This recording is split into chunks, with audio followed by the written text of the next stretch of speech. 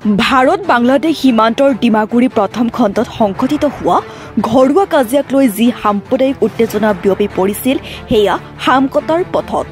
আগ্ৰাছু গুৰিয়া মৰিয়া দেশী জাতীয় পৰিষদৰ নেতৃত্বই জাতি জনগোষ্ঠীৰ মাজত হাতাম পুৰুষীয়া সম্প্ৰীতি অটুট ৰাখিবলৈ বিশেষ ব্যৱস্থা গ্ৰহণ কৰিলে। অবিভক্ত গোৱালপাৰা জিলাৰ আগ্ৰাছুৰ মুখ্য উপদেষ্টা কাৰ্তিক ৰায় আৰু গৰিয়া মৰিয়া দেশী জনগোষ্ঠীৰ ধুবুৰী জিলা সমিতিৰ সভাপতি আফজালুৰ ৰহমানৰ নেতৃত্বত যোৱা এটি হতাহী দলে আজি ঘটনাস্থলীত উপস্থিত হৈ স্থানীয় ৰাইজৰ আৰু ভুক্তভোগী পৰিয়ালৰ সৈতে বহে। ঘটনাস্থলীত উপস্থিত হয় আগ্ৰাছুৰ সাধাৰণ সম্পাদক সোণাধৰ ৰায় আৰু অবিভক্ত গোৱালপাৰা জিলাৰ আগ্ৰাছুৰ সভাপতি নিমাই ৰায়। দুয়ো ছাত্ৰ নেতাই পৰিস্থিতি বুজ লোৱাৰ লগতে দোষীক দৃষ্টান্তমূলক শাস্তি প্ৰদান কৰিবলৈ ধুবুৰী জিলা আৰক্ষী অধীক্ষকক অনুৰোধ জনায়। উল্লেখ্য যে কালি গোলকগঞ্জৰ ভাৰত বাংলাদেশ সীমান্তৰ ডিমাগুৰি প্ৰথম খণ্ডৰ গংগাধৰ নৈৰ পাৰত পায়খানা কৰাক লৈ সৃষ্টি হৈছিল অপ্ৰীতিকৰ পৰিস্থিতিৰ। ভুক্তভোগী পৰিয়ালে গোলকগঞ্জ থানাত এজাহাৰ দাখিল কৰিছিল।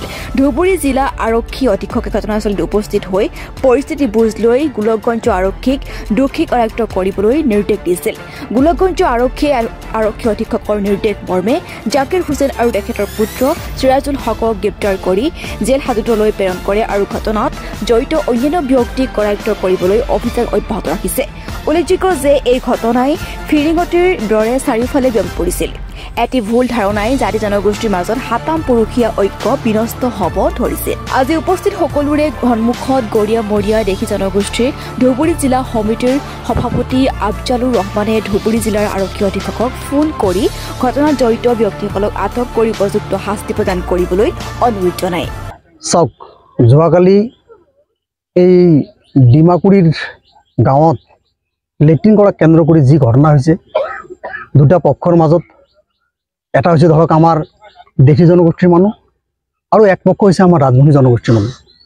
দুটা পক্ষৰ মাজত পক্ষ বুলি ক'ব নোৱাৰি, দুটা ফেমিলিৰ মাজত যিটো কাজিয়া হৈছে, এই কাজিয়াটোক আমি পোনপ্ৰথমবাৰৰ বাবে সদৌ অসম গৰিয়া মৰিয়া দেশী জাতীয় পৰিষদ ধুবুৰী জিলা সমিতি ইউজি আগ্ৰাছু লগতে আমাৰ EM ডাঙৰীয়া কাৰ্তিক ৰায় আছে, আমি সবেই এই ঘটনাক নিন্দা দিছোঁ।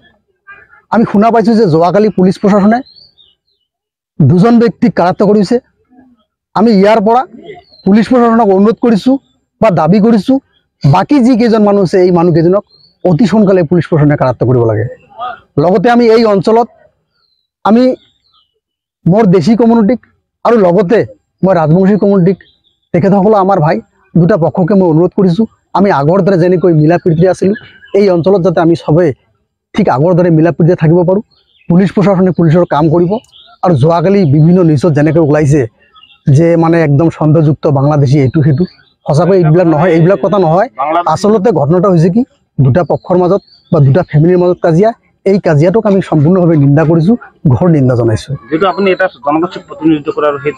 এই বিষয়ে কওঁতাৰ আৰু কোনে মুখ ধৰিব, এইখিনিতো আৰু কোনোবাই কি কৈছে সেইটোলৈ ময়ো মনত ধৰা নাই বা মোৰ কমিটিৰ মানুহকো কৈছোঁ যে এইটোলৈ আমি মনত ধৰিব নালাগে।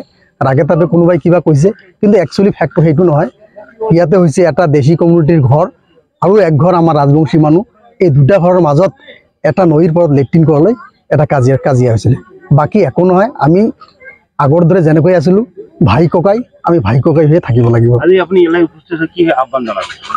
মই চাওক, মই লগতে আমাৰ EM কাৰ্তিক ডাঙৰীয়া লগতে ইউজি আগ্ৰাছুৰ বাকী সতীৰ্থসকল বা আমাৰ সতীৰ্থসকল সবেই এই ফেমিলিৰ লগত আমি ইহঁতৰ দুখত আমি দুখিত। ইয়াৰ পৰা আমি এই অঞ্চলৰ ৰাইজক এইটো অনুৰোধ কৰিছোঁ বা এইটো আহ্বান জনাইছোঁ যাতে আমি আগৰ দৰে পৰিৱেশ বজাই ৰাখিব পাৰোঁ, শান্তিপূৰ্ণভাৱে থাকিব পাৰোঁ, এইখিনি কথা। আৰু ইয়াৰ পৰা আমি SP মহোদয়ৰ লগতো কথা পাতিছোঁ যে আপুনি অতি সোনকালে এই দুষ্কৃতিকাৰী যিকেইটা আছে সবকেইটাক অতি সোনকালে কাৰায়ত্ব কৰক। অন্যথায় কিন্তু আমি সদৌ অসম গৰিয়া মৰিয়া দেশী জাতীয় পৰিষদ ধুবুৰী জিলা সমিতি ইউজি আগ্ৰাছু লগতে EM কাৰ্তিক ৰায় ডাঙৰীয়াক লগত লৈ নহ'লে কিন্তু আমি আন্দোলন কাৰ্যসূচী ল'বলৈ বাধ্য থাকিম। তো সেয়ে আমি বিচাৰিছোঁ যাতে আমি আন্দোলন কাৰ্যসূচী যাব নালাগে। পুলিচ প্ৰশাসনে ধুবুৰী জিলা আয়ুক্ত মহোদয় অতি সোনকালে দোষীকেইটাক কাৰায়ত্ব কৰিব লাগে। গোলকগঞ্জৰ পৰা সুজয় বৰ্মনৰ ৰিপৰ্ট, এনি লাইভ।